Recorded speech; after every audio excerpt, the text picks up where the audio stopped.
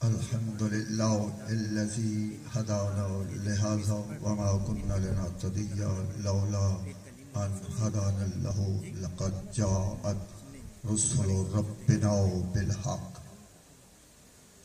الصلاة والسلام والتحية والإكرام على النبي الأمي والأبتهي التهامي السيد البهي والسراج المضيء والكوكب الدري صاحب الوقار والسكينة المدفون بأرض المدينة العبد المؤيد ورسول المسدد سيدنا وسيد الكونين جد الحسن والحسين أبي القاسم محمد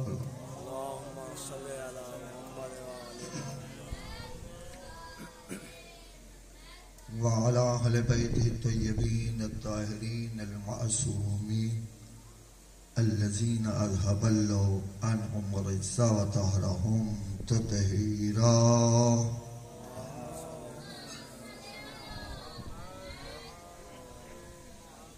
أما بعد، بسم الله الرحمن الرحيم. لا إكراه في الدين بآواز بلند صلوات.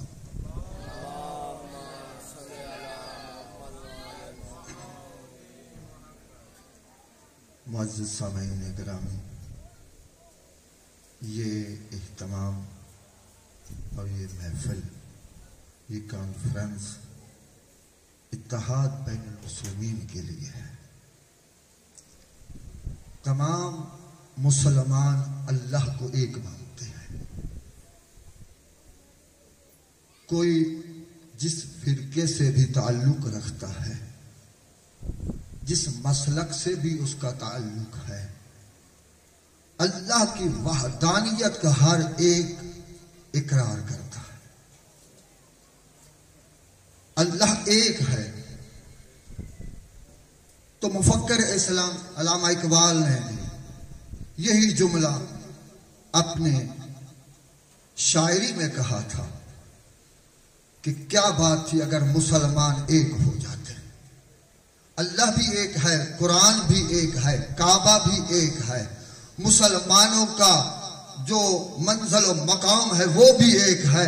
کیا بات تھی اگر مسلمان ایک ہو جاتے.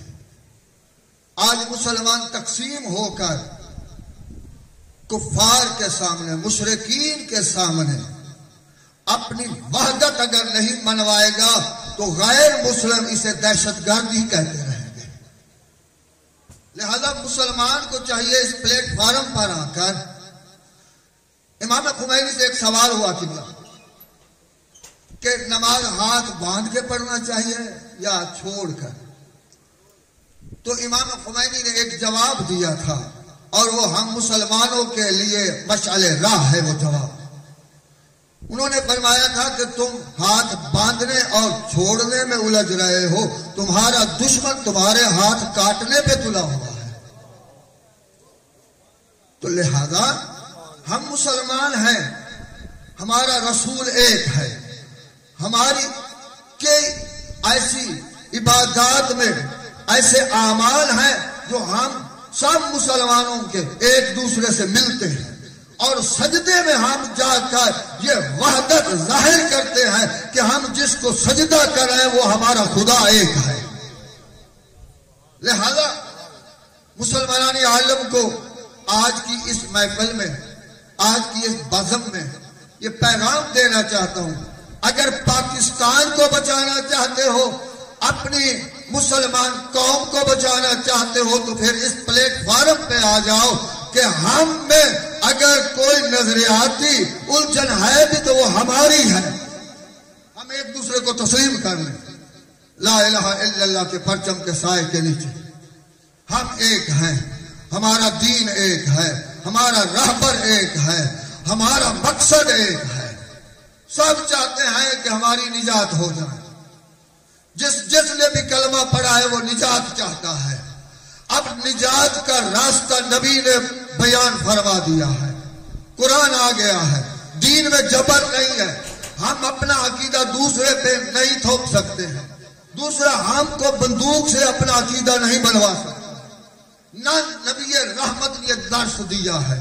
جب بھی دین منوایا تو اپنے اخلاق سے منوایا ہے، درس دیا، سیرت مصطفیٰ پڑھو۔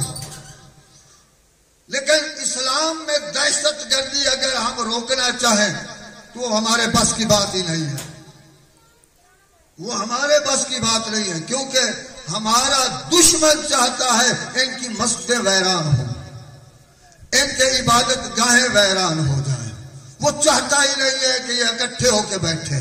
تو لہذا اس نے فرقہ پرستی کی ایک مہم شروع کر رکھی ہے، اور پیسے کے بل بوتے پہ وہ ہمیں خرید کر ہماری صفوں میں وہ تلال کرنا چاہتا۔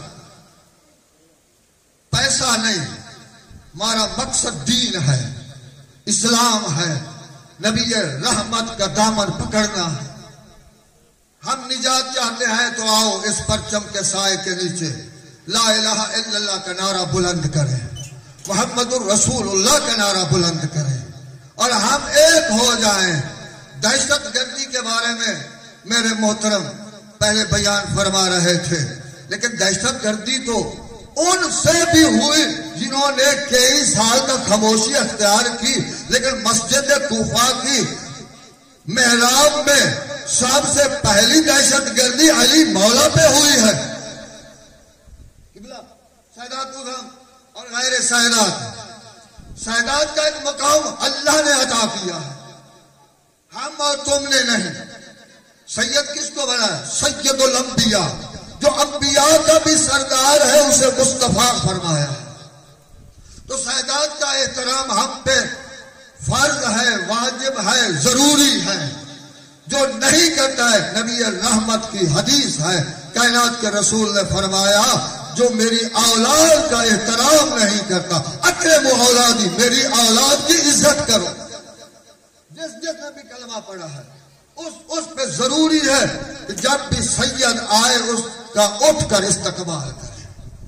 اور جن کو اللہ کے رسول نے فرمایا تھا الحسن والحسین سیدہ شباب اہل الجنت، حسن اور حسین جنت کے جوانوں کے سردار ہیں، آؤ ذرا دیکھو ان سے کیسی دہشت گردی ہوئی۔ یہ دہشت گردی اسلام میں آ رہی ہے، حق اور باطل کی کشمکش یہ ابتدا سے شروع ہے اور یہ ہوتی رہے گی۔ اس کو ہمارے بس میں نہیں کہ ہم روک سکیں۔ پہلی کشمکش حق اور باطل کی جب اللہ نے فرمایا تھا انی جاعل، میں اپنا خلیفہ زمین پہ بنانے والا ہوں، اسی وقت ایک نے انکار کیا تھا اور اس نے اللہ کو تو مانا تھا، اللہ کے بنائے ہوئے کو نہیں تسلیم کیا۔ پہلا پارہ ہے قرآن مجید کا کہ میں زمین پر اپنا ایک خلیفہ بنانے والا ہوں، جب میں اس میں اپنی روح پھونکوں تو سب نے سجدہ کرنا ہے۔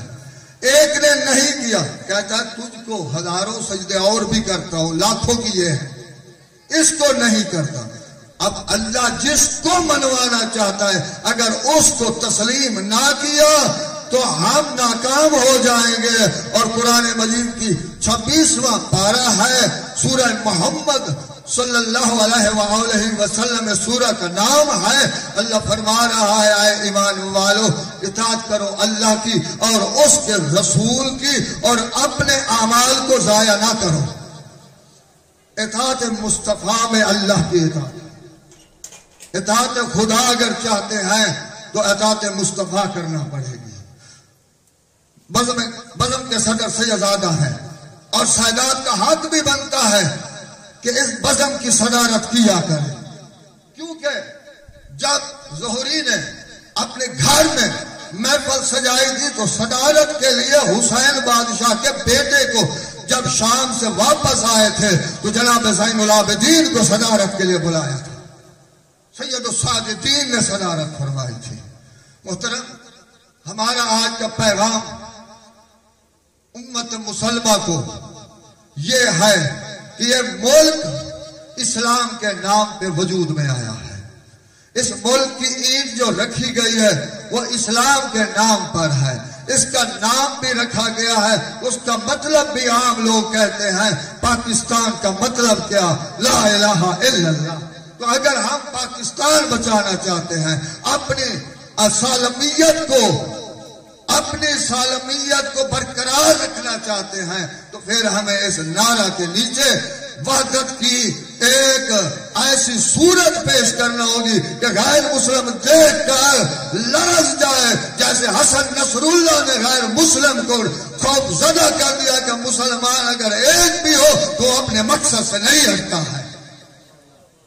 لہذا ہم مسلمان ہیں، اس موقع پر ہم اگر چاہتے ہیں کہ ہماری سالمیت برقرار رہے، ہم سلامت رہیں، تو یہی پیغام عام کریں اور مسلمانوں کو وحدت کے اس پرچم کے نیچے لائیں، تاکہ ہمارا ملک بھی ترقی کرے اور ہم مسلمانوں کو قرآن و سنت کے مطابق عمل کی بھی آزادی ہو۔ اور اسی آزادی کے لیے میرے حسین نے جنگ لڑی ہے کہ بے شک سامنے 9 لاکھ بھی ہوں تو انسان ضمیر کا آزاد ہے۔